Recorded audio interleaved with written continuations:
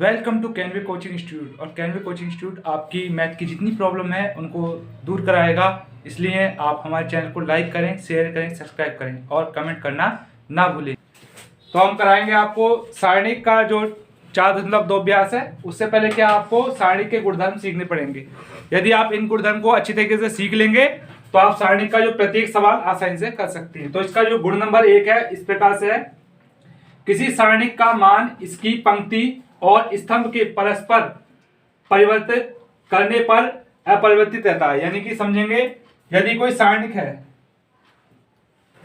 2 3 4 5 6 7 8 9 10 नहीं ले रहे, यहां पर आप 5 कर लो।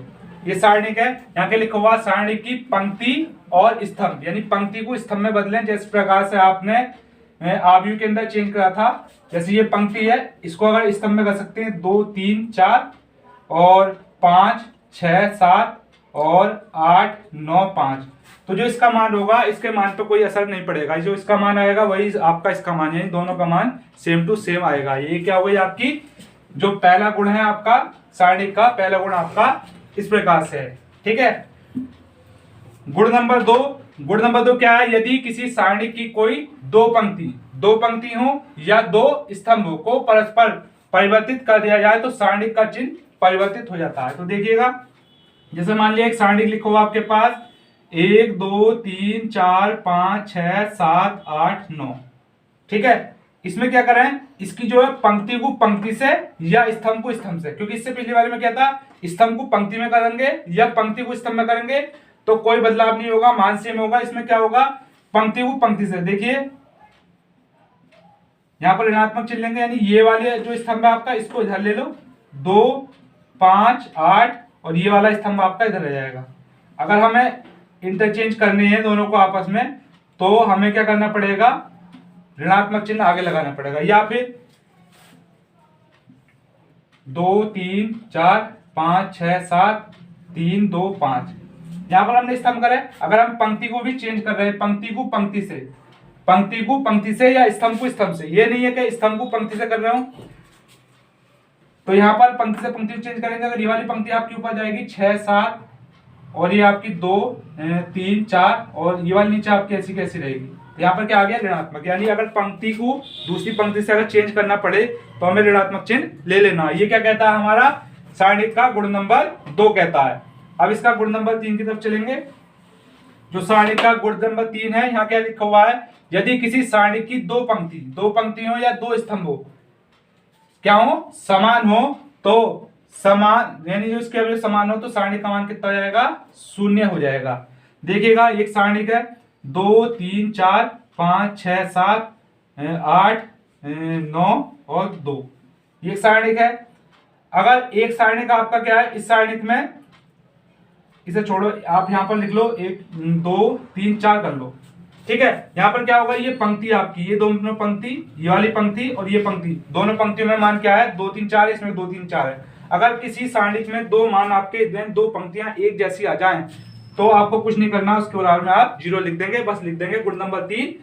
यदि किसी वो सारणिक की पंक्तियां समान हो, दो पंक्ति समान, तो उसका मान 0 होता है। या फिर अगर इसके स्तंभ समान हो, 1 2 3 1 2 3 4 5 6 7, यहाँ पर क्या है, इसके ये स्तंभ, दोनों स्तंभ समान हो गए तो भी क्या होगा, इसका मान सारणिक का मान 0 हो जाएगा। ध्यान रखेंगे, अगर दो स्तंभ समान होंगे तो भी इसका मान 0 होगा, और दो पंक्तियां समान होंगी तो भी इसके मान आपका 0 होगा।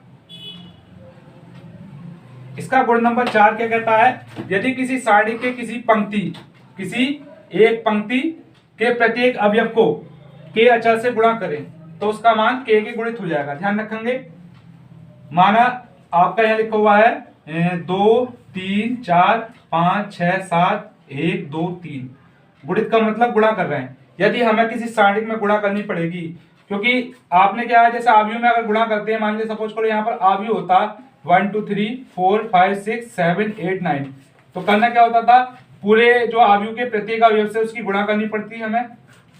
ठीक है। परंतु अगर यही क्या हो जाएगा, आपके पास सारणिक हो जाएगा, आव्यूह में इस प्रकार से करते, परंतु जब सारणिक होगा क्या होगा, सारणिक में हम ये चीज नहीं करेंगे। सारणिक में हमें करना क्या है, जब भी गुणा करेंगे या तो प्रत्येक पंक्ति यानी जो होगा गुणा एक पंक्ति गुणा होगी या एक स्तंभ की गुणा होगी, या तो इसे लिख सकते हैं आप, अगर इसमें गुणा करेंगे तो प्रथम पंक्ति में कर रहे हैं तो प्रथम पंक्ति के साथ पहुंच जाएगा 2k 3k और आपका 4k, बाकी टर्म आपकी ऐसी कैसे ही रहेंगी। या फिर अगर इसकी प्रथम स्तंभ में करेंगे, किसमें करेंगे, प्रथम स्तंभ में अगर करना हो, प्रथम स्तंभ में कर सकते हैं, द्वितीय स्तंभ तृतीय स्तंभ, यानी पहली पंक्ति में कर लो, दूसरी में, तीसरी में, लेकिन एक में ही करनी पड़ेगी, सब में आपको नहीं करनी है। अगर प्रथम में करेंगे तो लिख सकते हैं 2k 5k और k, बाकी चीज आपकी ऐसी कैसे ही रहेगी। और अगर कॉमन भी लेना है, जैसे गुणा करना है तो भी ऐसे करेंगे, अगर कॉमन भी लेना है तो या तो पूरी पंक्ति से कॉमन लिया जाएगा या पूरे स्तंभ से कॉमन लिया जाएगा। ठीक, ये हो गया आपका गुण नंबर 4। इसमें 6 गुण है, लेकिन 5 गुण जो है ये ज्यादा मेन है जो मैं आपको बता रहा हूं। जो इसका 5वां गुण है क्या है, यदि एक सारणी की एक पंक्ति या स्तंभ, एक पंक्ति या स्तंभ या सभी अवयव दो या दो से अधिक क्या हो योगफल के रूप में अगर व्यक्त हो, तो सारणी को दो सारणिकों के योगफल के रूप में व्यक्त कर सकते हैं। वो कैसे, सपोज को लिखा हुआ है a प्लस के लैम्डा, b प्लस के लैम्डा और c प्लस के लैम्डा, और बाकी यहाँ पर लिखा हुआ आपका x y z और p q r, कुछ भी लिख सकते हो आप। ठीक है, तो इसे क्या करेंगे, इसमें अगर ये जुड़ जा रहा है तो इसे क्या करेंगे, हम अलग अलग तोड़ना पड़ेगा दो पार्ट में। यहाँ पर लिखा हुआ ना दो सारणिकों के योगफल के रूप में हमें इसे व्यक्त करेंगे, तो पहले जो आएगा a वाले के साथ ले लेंगे, ये कितना हो जाएगा a x p और b y q और c z r। अब प्लस दूसरे वाले के साथ जोड़ेंगे, बाकी सब अवयव पहले वाला अवयव आपका छूट जाएगा। ठीक है, लैम्डा x p और लैम्डा y q और लैम्डा z r, तो यानी कि दो पार्ट में तोड़ सकते हैं, पंक्ति भी हो सकती है इस प्रकार से, ये स्तंभ अगर यहाँ पर हो तो ये आपका स्तंभ भी टूट सकता है। तो इस प्रकार से आपके ये 5 गुण हैं, और आप इन्हें अगर ढंग से समझ लेंगे तो सारणी की जो आपकी 4.2 है बहुत इजी लगेगी, क्योंकि परीक्षा में इसी प्रश्नावली से सवाल पूछा जाता है।